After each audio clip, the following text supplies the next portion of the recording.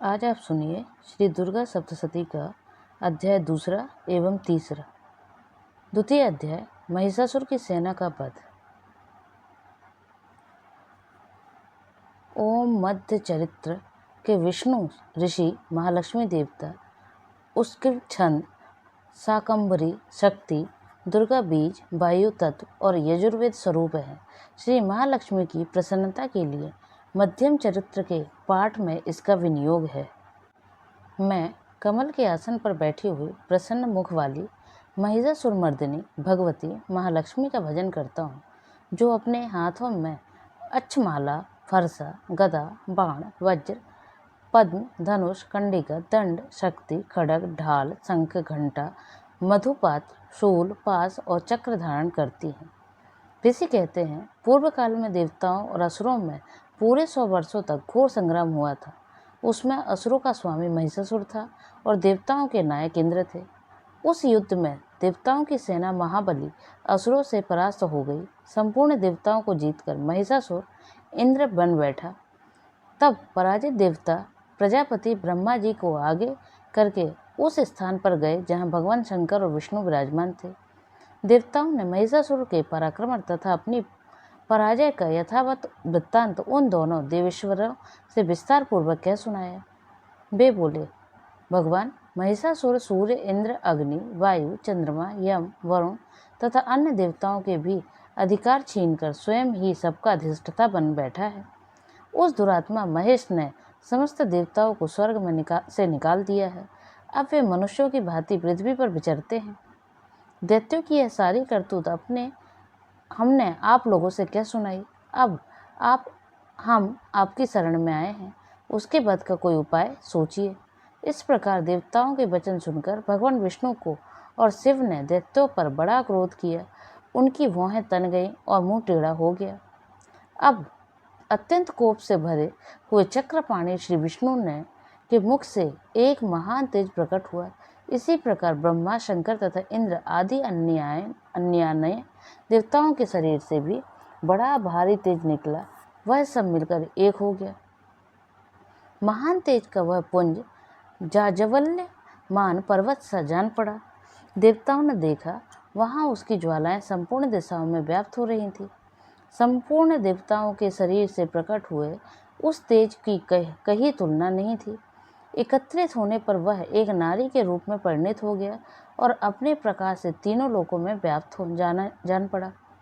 भगवान शंकर का जो तेज था, उससे उस देवी का मुख प्रकट हुआ। यमराज के तेज से उसके सिर में बाल निकल आए। श्री विष्णु भगवान के तेज से उसकी भुजाएं उत्पन्न हुई। चंद्रमा के तेज से दोनों स्तनों का और इंद्र के तेज से मध्य भाग का प्रादुर्भाव हुआ। वरुण के तेज से जंगा और पिंडली तथा पृथ्वी के तेज से नितंब भाग प्रकट हुआ। ब्रह्मा के तेज से दोनों चरण और सूर्य के तेज से उसकी अंगुलियां हुई। बासुओं के तेज से हाथों की अंगुलियां और कुबेर के तेज से नासिका प्रकट हुई। उस देवी के दांत प्रजापति के तेज से और तीनों नेत्र अग्नि के तेज से प्रकट हुए। उसकी भौहें संध्या के और कान वायु के तेज से उत्पन्न हुए थे। इसी प्रकार अन्यायन देवताओं के तेज से भी उस कल्याणमयी देवी का आविर्भाव हुआ। तदंतर समस्त देवताओं के तेज पुंज से प्रकट हुई देवी को देखकर महिषासुर के सताए हुए देवता बहुत प्रसन्न हुए। पिनाकधारी भगवान शंकर ने अपने शूल से एक शूल निकालकर उन्हें दिया। फिर भगवान विष्णु ने भी अपने चक्र से चक्र उत्पन्न करके भगवती को अर्पण किया। वरुण ने भी शंख भेंट किया। अग्नि ने भी उन्हें शक्ति दी और वायु ने धनुष तथा बाण से भरे हुए 2 तरकस प्रदान किए। सहस्त्र नेत्रों वाले देवराज इंद्र ने अपने वज्र से ब्रज उत्पन्न करके दिया और एरावत हाथी से उतार कर एक घंटा भी प्रदान किया। यमराज ने काल दंड से दंड, वरुण ने पास, प्रजापति ने स्फटिकाक्ष की माला तथा ब्रह्मा जी ने कमंडलू भेंट किया। सूर्य ने देवी के समस्त रोमकूपों से में अपनी किरणों का तेज भर दिया। काल ने उन्हें चमकती हुई ढाल और तलवार दी। क्षीर समुद्र ने उज्ज्वल हार तथा कभी जीर्ण न होने वाले 2 दिव्य वस्त्र भेंट किए। साथ ही उन्होंने दिव्य चूड़ामणि, 2 कुंडल, कड़े, उज्ज्वल अर्धचंद्र, सब बाहुओं में के लिए केयूर, दोनों चरणों के लिए नुपुर, गले की सुंदर हंसली और सब अंगुलियों में पहनने के लिए रत्नों की बनी अंगूठियां भी दी। विश्वकर्मा ने उन्हें अत्यंत निर्बल फरसा भेंट किया। साथ ही अनेक प्रकार के अस्त्र और अभेद्य कवच दिए। इनके सेवा मस्तक और वक्षस्थल का पर धारण करने के लिए कभी न कुम्हलाने वाले कमलों की मालाएं दी। जलधि ने उन्हें सुंदर कमल का फूल भेंट किया। हिमालय ने सवारी के लिए सिंह तथा भांति भांति के रत्न समर्पित किए। धनाध्यक्ष कुबेर ने मधु से भरा पान पात्र दिया तथा संपूर्ण नागों के राजा शेष ने, जो इस पृथ्वी को धारण करते हैं, उन्हें बहुमूल्य मणियों से विभूषित नागहार भेंट दिया। इसी प्रकार अन्य देवताओं ने भी आभूषण और अस्त्र शस्त्र देकर देवी का सम्मान किया। तत्पश्चात उन्होंने बारंबार अट्टहास पूर्वक उच्च स्वर में से गर्जना की। उनके भयंकर नाद से संपूर्ण आकाश गूंज उठा। देवी का यह अत्यंत उच्च स्वर से किया हुआ सिंहनाद कहीं समा न सका। आकाश उसके सामने लघु प्रतीत होने लगा। उसके बड़े जोर से प्रतिध्वनि हुई, जिससे संपूर्ण विश्व में हलचल मच गई और समुद्र कांप उठे। पृथ्वी डोलने लगी और समस्त पर्वत हिलने लगे। उस समय देवताओं ने अत्यंत प्रसन्नता के साथ सिंह वाहिनी भवानी से कहा, देवी तुम्हारी जय हो। संपूर्ण त्रिलोकी को क्षोभग्रस्त देख दैत्यगण अपनी समस्त सेना को कवच आदि से सुसज्जित कर हाथों में हथियार ले सहसा उठकर खड़े हो गए। उस समय महिषासुर ने बड़े क्रोध में आकर कहा, यह क्या हो रहा है। फिर वह संपूर्ण असुरों से घिरकर उस सिंहनाद की ओर लक्ष्य करके दौड़ा और आगे पहुंचकर उसने देवी को देखा, जो अपनी प्रभा से तीनों लोकों को प्रकाशित कर रही थी। साथ ही महर्षियों ने भक्ति भाव से विनम्र होकर उनका स्तवन किया। उनके चरणों के भार से पृथ्वी दबी जा रही थी। माथे के मुकुट से आकाश में रेखा सी खींच रही थी तथा वे अपने धनुष की टंकार से सातों पातालों को शुद्ध किए देती थी। देवी अपनी हजारों भुजाओं से संपूर्ण दिशाओं को आच्छादित करके खड़ी थी। तदंतर उनके साथ दैत्यों का युद्ध छिड़ गया। नाना प्रकार के अस्त्र शस्त्रों से के प्रहार से संपूर्ण दिशाएं उद्वासन होने लगी। चिक्षुर नामक महान असुर महिषासुर का सेनानायक था। वह देवी के साथ युद्ध करने लगा। अन्य दैत्यों की चतुरंगिणी सेना साथ चल लेकर चामर भी लड़ने लगा। 60,000 रथियों के साथ आकर उद्रग्न नामक महादैत्य ने लोहा लिया। 1 करोड़ रथियों को साथ लेकर महाहनु नामक दैत्य युद्ध करने लगा, जिसके रोएं तलवार के समान तीखे थे। वह असीलोमा नामक महादैत्य 5 करोड़ रथी सैनिकों सहित युद्ध में आ डटा। 60 लाख रथियों से घिरा हुआ बासकाल नामक दैत्य भी उस युद्ध भूमि में लड़ने लगा। परिवार्तित नामक राक्षस हाथी सवार और घुड़सवारों के अनेक दलों तथा 1 करोड़ रथियों की सेना लेकर युद्ध करने लगा। बिडाल नामक दैत्य 5 अरब रथियों से घिरकर लोहा लेने लगा। इनके अतिरिक्त और भी हजारों महादैत्य रथ, हाथी और घोड़ों की सेना हाथ लेकर वहां देवी के साथ युद्ध करने लगे। स्वयं महिषासुर उस रणभूमि में कोटि कोटि सहस्त्र रथ, हाथी और घोड़ों की सेना से घिरा हुआ खड़ा था। वे दैत्य देवी के साथ तोमर, भिंदई, पाल, शक्ति, मूसल, खड्ग, परशु और पटिस्थ आदि अस्त्र शस्त्रों का प्रहार करते हुए युद्ध कर रहे थे। कुछ दैत्यों ने उन पर शक्ति का प्रहार किया, कुछ लोगों ने पास फेंकी तथा कुछ दूसरे दैत्यों ने खड़ग प्रहार करके देवी को मार डालने का उद्योग किया। देवी ने भी क्रोध में भरकर खेल खेल में ही अपने अस्त्र शस्त्रों की वर्षा करके दैत्यों के वे समस्त अस्त्र शस्त्र काट डाले। उनके मुख पर परिश्रम तथा थकावट का रंच मात्र भी चिन्ह नहीं था। देवता और ऋषि उनकी स्तुति करते थे और वे भगवती परमेश्वरी दैत्यों के शरीर पर अस्त्र शस्त्रों की वर्षा करती रही।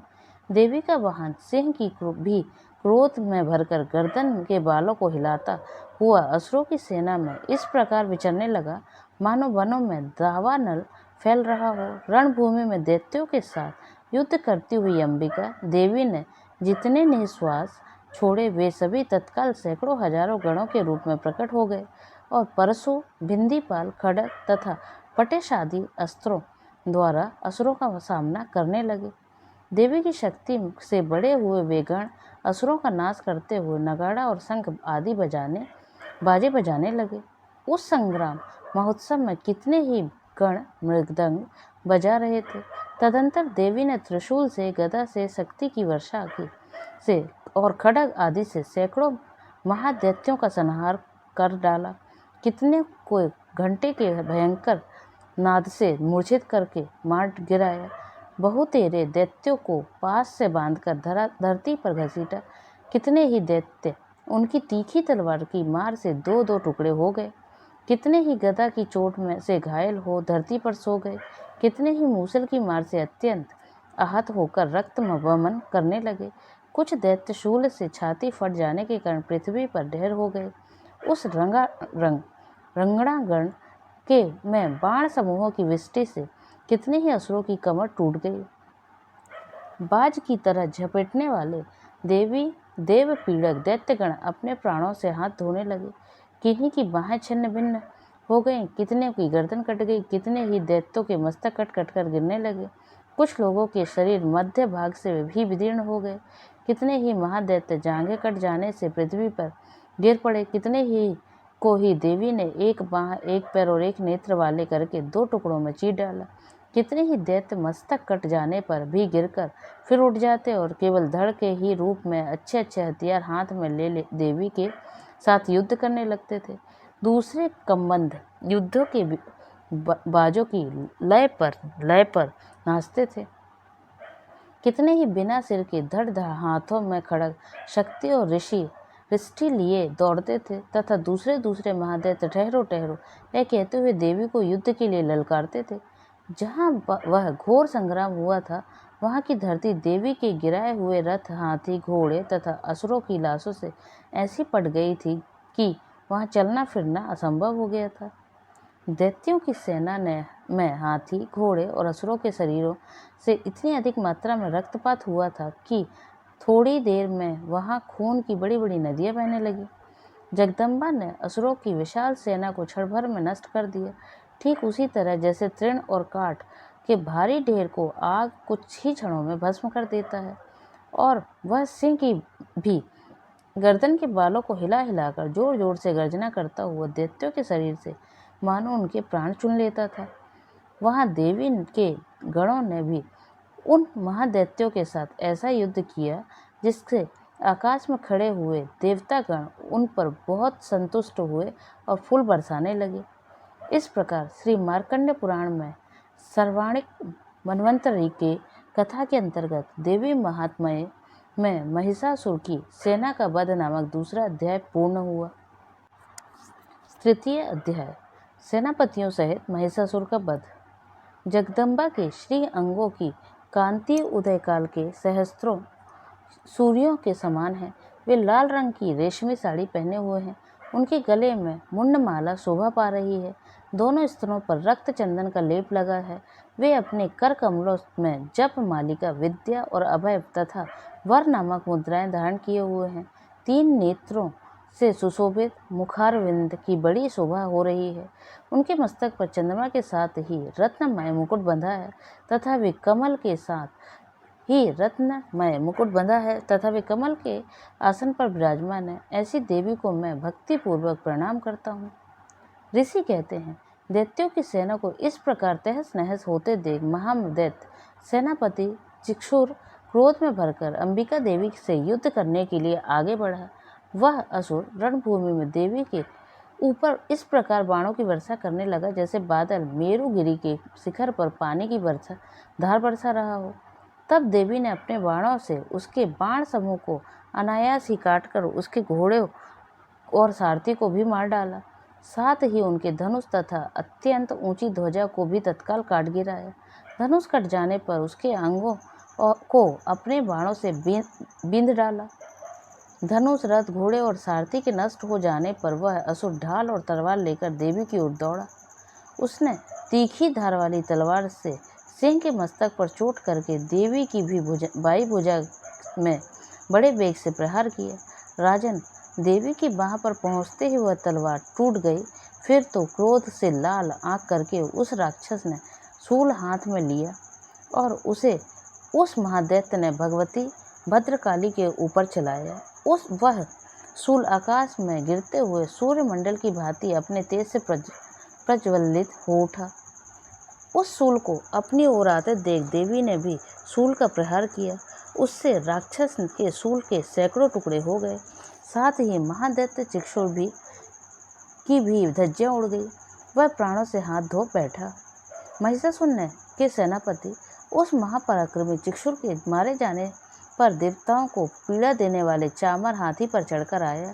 उसने भी देवी के ऊपर शक्ति का प्रहार किया, किंतु जगदम्बा ने उसे अपने हुंकार से ही आहत एवं निष्प्रभ करके तत्काल पृथ्वी पर गिरा दिया। शक्ति टूटकर गिरी हुई देख चामर को बड़ा क्रोध हुआ। अब उसे शूल चलाया, किंतु देवी ने उसे भी अपने बाणों द्वारा काट डाला। इतने में ही देवी का सिंह उछलकर हाथी के मस्तक पर चढ़ बैठा और उस दैत्य के साथ खूब जोर लगाकर बाहु युद्ध करने लगा। वे दोनों लड़ते लड़ते हाथी से पृथ्वी पर आ गए और अत्यंत क्रोध में भरकर एक दूसरे पर बड़े भयंकर प्रहार करते हुए लड़ने लगे। तदंतर सिंह बड़े वेग से आकाश की ओर उछला और उधर से गिरते समय उसने पंजों की मार से चामर का सिर धड़ से अलग कर दिया। इसी प्रकार उद्रक भी शिला और वक्ष आदि की मार खाकर रणभूमि में देवी के हाथ से मारा गया तथा कराल के दांतों, मुक्कोट और थप्पड़ों की चोट से धराशायी हो गया। क्रोध में भरी हुई देवी ने गदा की चोट से उद्रक का कुचूमन निकाल डाला। बिंदीपाल से बास्कल को तथा बाणों से ताम्र और अंधक को मौत के घाट उतार दिया। 3 नेत्रों वाली परमेश्वरी ने त्रिशूल से उग्रासय, उग्रवीर तथा महाहनु नामक दैत्यों को मार डाला। तलवार की चोट से विडाल के मस्तक को धड़ से काट गिराया। दुर्धर और दुर्मुख इन दोनों को भी अपने बाणों से यमलोक भेज दिया। इस प्रकार अपनी सेना का संहार होता देख महिषासुर ने भैंसे का रूप धारण करके देवी के गणों को त्रास देना आरंभ किया। किन्हीं को थूथन से मारकर, किन्हीं के ऊपर खुरों का प्रहार करके, किन्हीं को पूंछ से चोट पहुंचाकर, कुछ को सींगों से विदीर्ण करके, कुछ गणों को वेग से, किन्हीं को सिंहनाद से, कुछ को चक्कर देकर और कितनों को निश्वास वायु के झोंके से धराशायी कर दिया। इस प्रकार गणों की सेना को गिराकर वह असुर महादेवी के सिंह को मारने के लिए झपटा। इससे जगदम्बा को बड़ा क्रोध हुआ। उधर महापराक्रमी महिषासुर भी क्रोध में भरकर धरती को खुरों से खोदने लगा तथा अपने सींगों से ऊंचे ऊंचे पर्वतों को उठाकर फेंकने और गर्जने लगा। उसके वेग से चक्कर देने के कारण पृथ्वी क्षुब्ध होकर फटने लगी। उसकी पूंछ से टकराकर समुद्र सब ओर से धरती को डुबाने लगा। हिलते हुए सींगों से आघात से विदीर्ण होकर बादलों के टुकड़े टुकड़े हो गए। उसके श्वास की प्रचंड वायु से वेग से उड़े हुए सैकड़ों पर्वत आकाश में गिरने लगे। इस प्रकार क्रोध से भरे हुए उस महादैत्य को अपनी ओर आते देख चंडिका ने उसका वध करने के लिए महान क्रोध किया। उन्होंने पास फेंककर उस महान असुर को बांध लिया तथा उस महासंग्राम में बंध जाने पर उसने भैंसे का रूप त्याग दिया और तत्काल सिंह के रूप में वह प्रकट हो गया। उस अवस्था में जगदम्बा ज्यों ही उसका मस्तक काटने के लिए उद्यत हुई, त्यों वह खड्गधारी पुरुष के रूप में दिखाई देने लगा। तब देवी ने तुरंत ही बाणों की वर्षा करके ढाल और तलवार के साथ उस पुरुष को बांध डाला। इतने में ही वह महान गजराज के रूप में परिणत हो गया तथा अपनी सूंड से देवी के विशाल सिंह को खींचने और गर्जने लगा। खींचते समय देवी ने तलवार से उसकी सूंड काट डाली। तब उस महादैत्य ने पुनः भैंसे का शरीर धारण कर लिया और पहले की भी भांति चराचर प्राणियों सहित तीनों लोकों को व्याकुल करने लगा। तब क्रोध से भरी हुई जगदम्बा चंडिका बारंबार उत्तम मधु का पान करने और लाल आंखें करके हंसने लगी। उधर वह बल और पराक्रम में मद से उन्मत्त हुआ राक्षस गर्जने लगा और अपने सींगों से चंडी के ऊपर पर्वतों को फेंकने लगा। उस समय देवी अपने बाणों के समूहों से उसके फेंके हुए पर्वतों को चूर्ण करती हुई बोली। बोलते समय उनका मुख मद से लाल हो रहा था और वाणी लड़खड़ा रही थी। देवी ने कहा, ओ मूढ़, मैं जब तक मधु पीती हूँ तब तक तू क्षण भर के लिए खूब गर्ज ले। मेरे हाथ से यही तेरी मृत्यु हो जाने पर अब शीघ्र ही देवता भी गर्जना करेंगे। ऋषि कहते हैं, यूँ कहकर देवी उछली और उस महादैत्य के ऊपर चढ़ गई। फिर अपने पैर से उसे दबाकर उन्होंने शूल से उसके कंठ में आघात किया। उनके पैर से दबा होने पर भी महिषासुर अपने मुख से अभी आधे शरीर से ही वह बाहर निकलने पाया था कि देवी ने अपने प्रभाव से उसे रोक दिया। आधा निकला होने पर भी वह महादैत्य देवी से युद्ध करने लगा। तब देवी ने बहुत बड़ी तलवार से उसका मस्तक काट गिराया। फिर तो हाहाकार करती हुई दैत्यों की सारी सेना भाग गई तथा संपूर्ण देवता अत्यंत प्रसन्न हो गए। देवताओं ने दिव्य महर्षियों के साथ दुर्गा देवी का स्तवन किया। गंधर्व राज गाने लगे और अप्सराएं नृत्य करने लगी। इस प्रकार श्री मार्कंडेय पुराण में सावर्णिक मन्वंतरे की कथा के अंतर्गत देवी महात्म्य में महिषासुर वध नामक तीसरा अध्याय पूरा हुआ।